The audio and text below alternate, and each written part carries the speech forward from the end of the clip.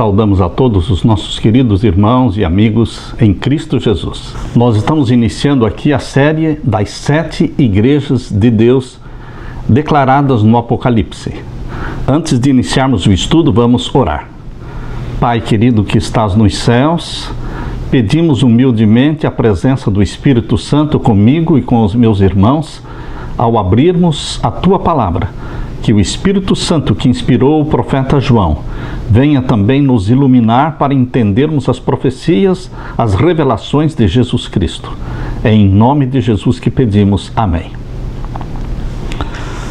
A profecia das 7 igrejas foi dada por Deus para entendermos não só a situação espiritual, a condição espiritual das igrejas cristãs no primeiro século, mas também para que entendamos que a situação de cada uma das 7 igrejas representa a situação espiritual da história do cristianismo ao longo dos séculos.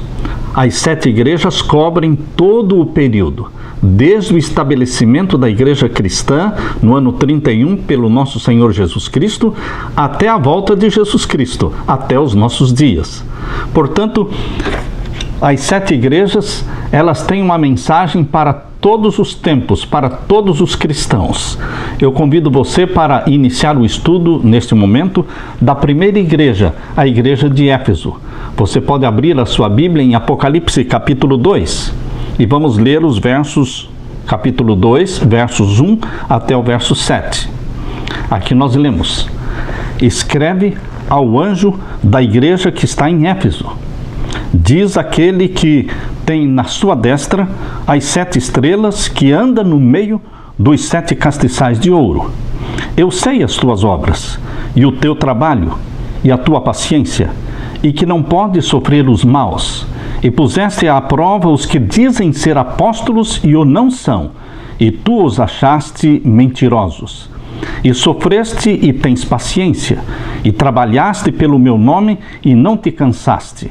Tenho, porém, contra ti que deixaste o teu primeiro amor. Lembra-te, pois, de onde caíste, e arrepende-te e pratica as primeiras obras. Quando não, brevemente a ti virei e tirarei do seu lugar o teu castiçal, se não te arrependeres. Tens, porém, isto, que aborreces as obras dos nicolaítas, as quais eu também aborreço. Quem tem ouvidos, ouça o que o Espírito diz às igrejas. Ao que vencer, dar-lhe-ei a comer da árvore da vida, que está no meio do paraíso de Deus.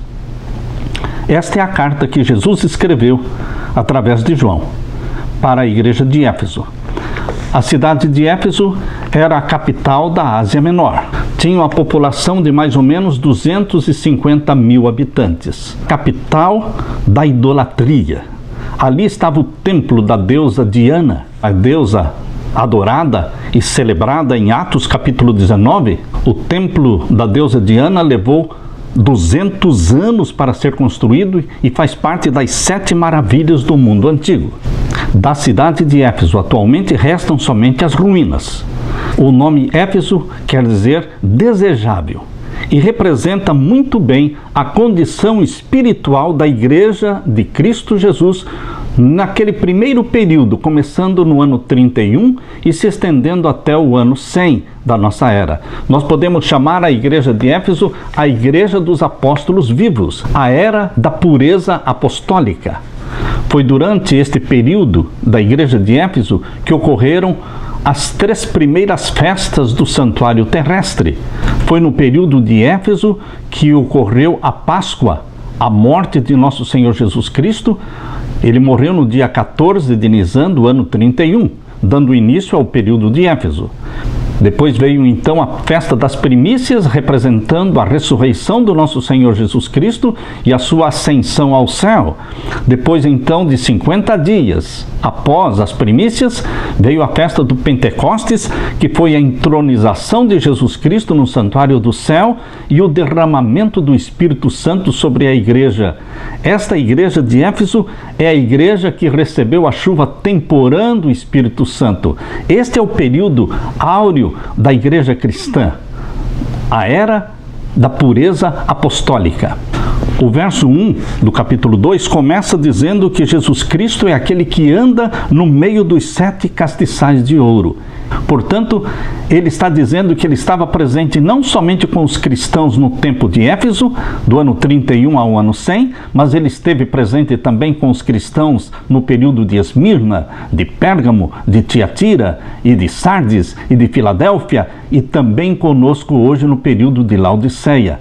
Jesus Cristo cumpre com a promessa que ele fez: eis que eu estou convosco todos os dias, até a consumação dos séculos. Você nunca está sozinho.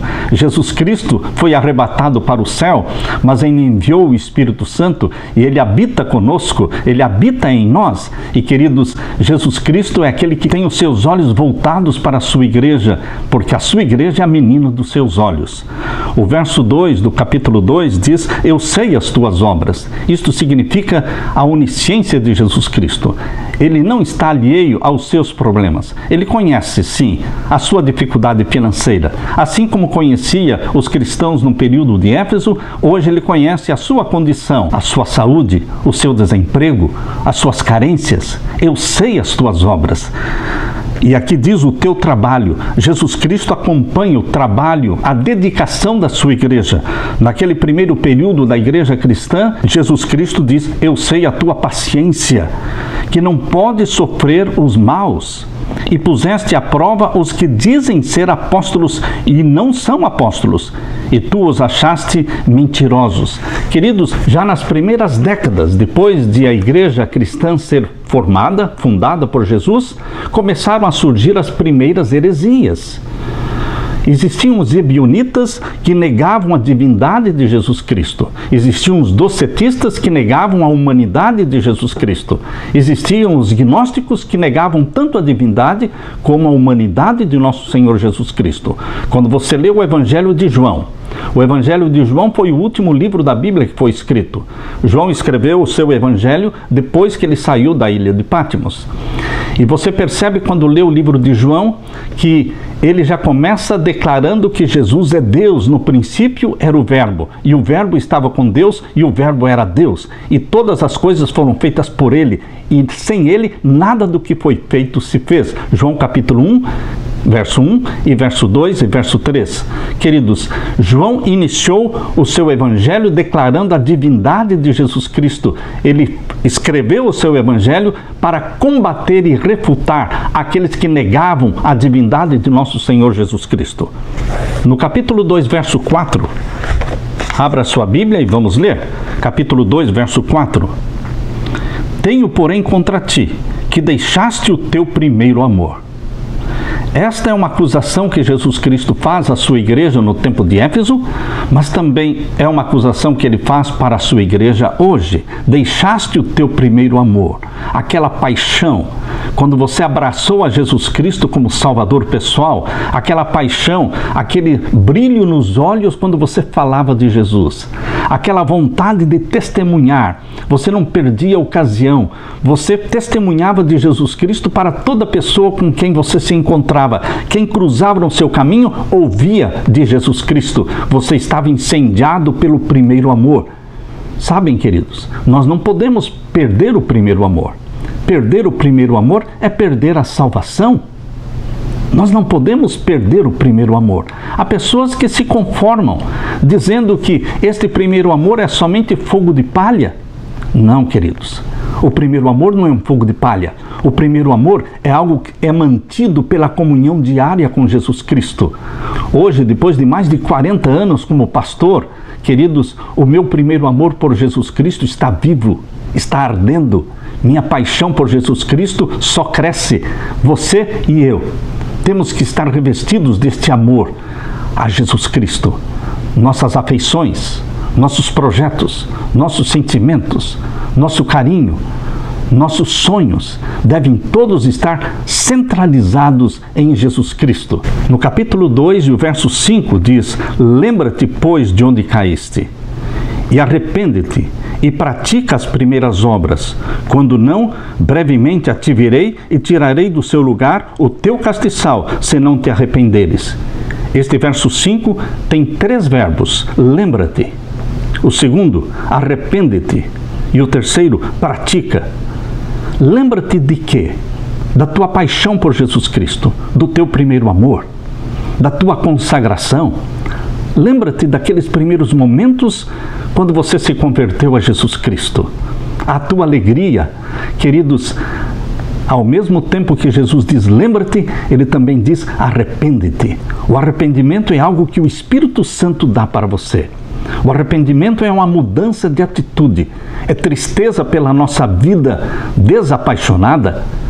Sim, queridos, muitos cristãos hoje já são cristãos desbotados, cristãos descoloridos, já não têm entusiasmo em falar de Jesus, em testificar de Jesus. Mas, queridos, Jesus está apelando, arrepende-te, confessa o teu pecado e pratica as primeiras obras.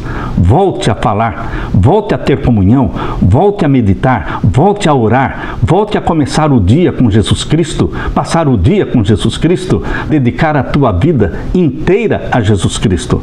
Capítulo 2, verso 6. Tens, porém, isto, que aborreces as obras dos nicolaítas. Olha, aqui está um elogio que Jesus está fazendo. Quem eram os nicolaítas? Nas palavras de Clemente de Alexandria, os nicolaítas mantinham o princípio pernicioso de que as paixões baixas deveriam ser permitidas. Ou seja, os nicolaítas defendiam que aquilo que nós praticamos no corpo não afeta a nossa vida espiritual. Não importa o que você come, não importa o que você bebe, não importa os adultérios, não importa a fornicação, não importa a promiscuidade, a licenciosidade. Os nicolaítas defendiam que tudo que afeta o nosso corpo não afeta a nossa vida espiritual. Queridos, nós temos que fugir desta doutrina dos nicolaítas, porque Jesus Cristo diz aqui, eu aborreço a doutrina dos nicolaítas. Você sabe, a palavra de Deus diz que o nosso corpo é o templo do Espírito Santo. Eu convido você para abrir a sua Bíblia na primeira carta de Paulo aos Coríntios, capítulo 6. A primeira carta de Paulo aos Coríntios, capítulo 6, e vamos ver então o verso 18. Capítulo 6, da primeira carta aos Coríntios, verso 18. Fugir da prostituição. Os nicolaítas diriam, não precisa você se preocupar em abandonar a prostituição, isso não afeta a sua vida espiritual. Mas Jesus Cristo está falando, fugir da prostituição. Todo pecado que o homem comete é fora do corpo, mas o que se prostitui peca contra o seu próprio corpo. Ou não sabeis que o vosso corpo é o templo do Espírito Santo, que habita em vós, proveniente de Deus, e que não sois de vós mesmos? Porque fostes comprados por bom preço. Glorificai, pois, a Deus no vosso corpo e no vosso espírito, os quais pertencem a Deus. Isto é ensinamento bíblico. Estas são palavras de Jesus. Fujam dos nicolaítas. Tudo que nós somos pertence a Jesus Cristo. Nós fomos comprados pelo precioso ouro do sangue de Jesus Cristo e pela prata das suas lágrimas. Voltando para Apocalipse capítulo 2 e o verso 7. Quem tem ouvidos, ouça o que o Espírito diz às igrejas. Ao que vencer, dar-lhe-ei a comer da árvore da vida, que está no meio do paraíso de Deus. A árvore da vida foi plantada no Jardim do Éden, na semana da criação, e lá no centro do Jardim do Éden existia a árvore da vida, existia também a árvore do conhecimento do bem e do mal. E Adão e Eva comiam livremente da árvore da vida, mas não podiam tocar no fruto proibido, a árvore da ciência do bem e do mal. Você conhece a história de Gênesis capítulo 2 e capítulo 3? Adão e Eva comeram do fruto proibido e foram expulsos do Jardim do Éden. E para que eles não continuassem comendo agora como pecadores, comendo da árvore da vida, Deus os expulsou e Deus colocou um anjo, uma espada inflamada. Abra sua Bíblia em Gênesis capítulo 3. Gênesis capítulo 3 e o verso 24. Aqui nós lemos: E havendo lançado fora o homem, pôs querubins ao oriente do Jardim do Éden, e uma espada inflamada que andava ao redor para guardar o caminho da árvore da vida. Queridos, depois de expulsos do Jardim do Éden, Adão e Eva vinham com seus filhos adorar a Deus justo ali, na porta de entrada do Jardim do Éden. Não podiam entrar, mas ali eles construíam seus altares.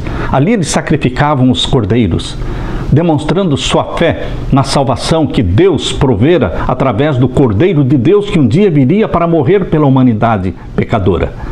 Ali eles adoravam a Deus, mas eles não podiam entrar. Mas aqui, o que Jesus está falando na carta aos Efésios, você pode abrir de novo a tua Bíblia, você pode abrir novamente a tua Bíblia, lá em Apocalipse capítulo 2 e o verso 7. A promessa que Jesus Cristo está fazendo aqui é que nós vamos comer da árvore da vida novamente. Capítulo 2 e o verso 7. Quem tem ouvidos, ouça o que o Espírito diz às igrejas. Ao que vencer, dar-lhe-ei a comer da árvore da vida que está no meio do paraíso de Deus. E quando você abre a Bíblia em Apocalipse capítulo 22, verso 1 em diante, você vê que a árvore da vida está lá, dentro da Nova Jerusalém, a cidade do Deus vivo, a cidade cujo arquiteto e construtor é Deus. Sim, queridos, Abraão esperava e aguardava a cidade que tem fundamentos, que o construtor é Deus. E você também, eu também, nós sonhamos com esta cidade, a Nova Jerusalém. E lá nós vamos contemplar a glória de Deus. E vamos sim, aleluia, comer do fruto da árvore da vida. Diz aqui capítulo 22 de Apocalipse, verso 1 em diante. E mostrou-me o rio puro da água da vida, claro como cristal, que procedia do trono de Deus e do Cordeiro, no meio da sua praça. Que bom! A Nova Jerusalém tem uma praça, uma grandiosa praça. E de uma e da outra banda do rio, o rio da água da vida, estava a árvore da vida. Aleluia! A árvore da vida não foi destruída.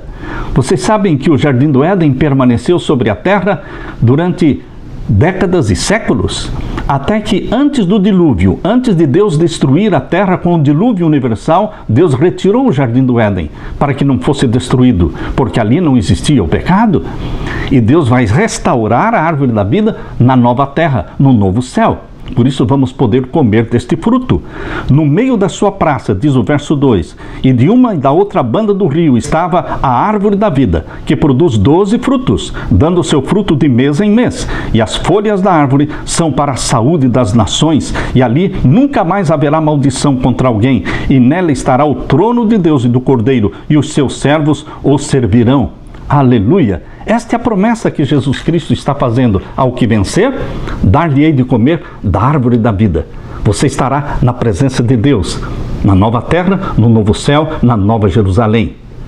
Eis aqui o convite de Jesus Cristo para você. Que Deus te abençoe e que Deus te conforte com esta bendita esperança. Lembra-te, arrepende-te e pratica as primeiras obras. Que o Espírito Santo esteja em você, meu querido irmão. Amém.